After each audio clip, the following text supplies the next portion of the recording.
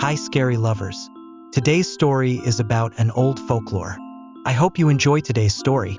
Please like and subscribe if you're into scary stories like me.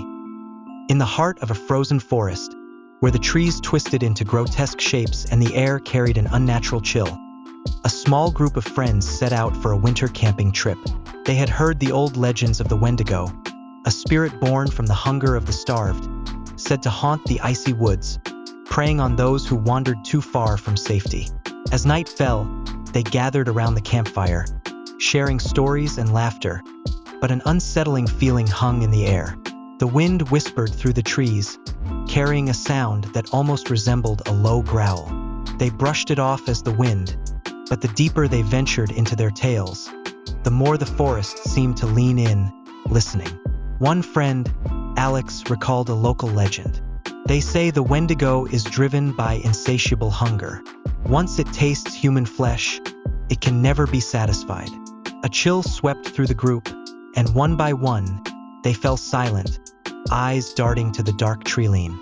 The fire flickered as shadows danced, and then, out of the corner of their eyes, they saw it. A tall, emaciated figure lurking just beyond the firelight. Its skin was stretched tight over its bones, and its eyes glowed with a predatory hunger. Panic seized them, and they stumbled backward, knocking over their supplies. "It's just a trick of the light," one friend, Mia, insisted, though her voice trembled.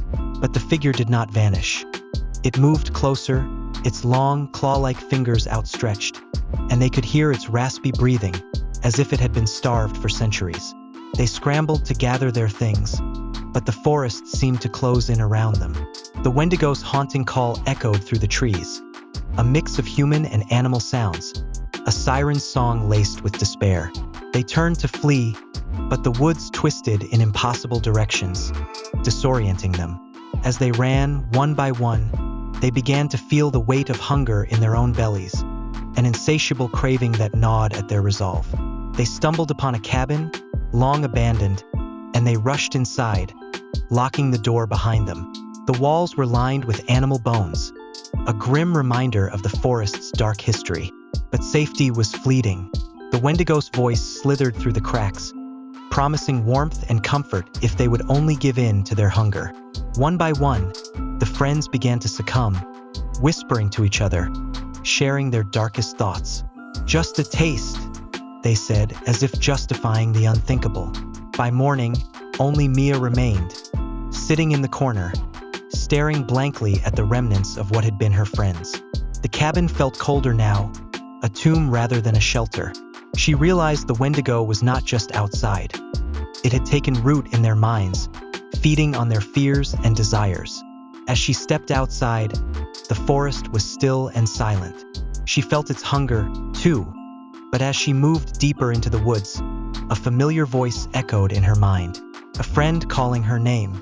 Torn between salvation and despair, she hesitated, knowing that the wendigo was always hungry, and she might be next. Mia hesitated at the threshold of the cabin, the cold air biting at her skin, her heart pounding in time with the whispers of the woods. The voice calling her name was both comforting and terrifying, an echo of the bonds she had once shared with her friends, now twisted into something sinister. Determined not to fall prey to the same fate, she took a deep breath and stepped away from the cabin. The trees loomed overhead, their gnarled branches reaching out like skeletal hands. Each step felt heavier as the forest seemed to pulse around her, the silence amplifying the sound of her own heartbeat. As she walked, the voice grew clearer, more insistent, weaving through the trees like a siren's song. "Mia, come find us." It was Alex's voice, filled with a haunting warmth that drew her deeper into the forest. She gritted her teeth, forcing herself to focus. They had been her friends, her family, but they were gone, consumed by something dark and ancient. Suddenly, a rustling behind her made her freeze. She turned, but the shadows were still, watching her, waiting. The air crackled with an energy that made her skin crawl. The wendigo was near, its presence suffocating, urging her to give in to the gnawing hunger that had begun to simmer within her. She felt the pull of it, an aching emptiness that demanded to be filled. No, she whispered to herself, gripping her arms tightly to keep from succumbing to the urge. I won't let it take me. But as she pressed on, the landscape shifted. Trees twisted into grotesque forms, and the ground beneath her seemed to shift, making her path uncertain. The wind howled through the branches, mingling with the echoes of her friends' laughter, now a distant memory, tainted by the horror that had claimed them. In a moment of desperation, she stumbled upon a clearing bathed in an eerie, pale light.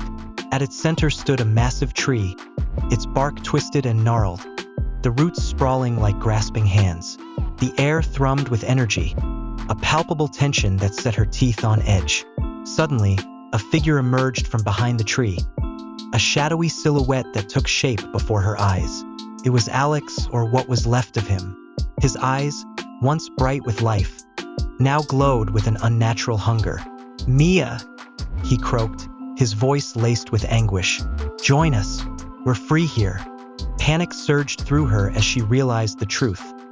The wendigo had claimed her friends, turning them into vessels for its insatiable hunger. She had to escape, to break the cycle before it ensnared her too.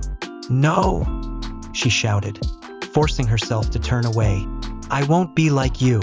With every ounce of willpower, Mia sprinted back toward the cabin, the forest roaring with rage behind her. She could feel the wendigo's presence, a dark shadow that pursued her with relentless hunger. As she reached the cabin door, she flung it open, heart racing. She grabbed the few supplies that remained, an old lantern, some matches, and a small knife. But the whispers of the forest grew louder, pressing in on her mind. Stay with us, just a taste. The voices clawed at her sanity, echoing the same desperation she felt deep within. Fighting against the tide of despair, Mia made a decision. She would not succumb to this darkness. She would face it. As she lit the lantern, the warm glow pushed back the shadows, revealing the remnants of her friends around her. She took a deep breath, and with determination, she stepped outside once more. The forest was alive with the wendigo's wrath, the air thick with its hunger. But as Mia moved through the trees, she held the lantern high, its light piercing the darkness. You will not take me, she cried, forcing the words through trembling lips. The wendigo's growl echoed, a mix of fury and hunger that shook the very ground beneath her. But Mia pressed on, her heart beating like a drum. She had to find a way to confront the spirit, to break its hold on her friends and herself. Suddenly, she remembered the old tales. The wendigo could be driven away by confronting one's own fears and desires. I am not afraid, she shouted into the night, the words resonating in the stillness. I am stronger than your hunger. The wind howled in response, but Mia felt the energy shift, a momentary pause in the chaos. She pushed deeper into the forest, each step fueled by her resolve. The voices faded, and the darkness seemed to retreat, revealing a path ahead, a way out of the wendigo's grasp.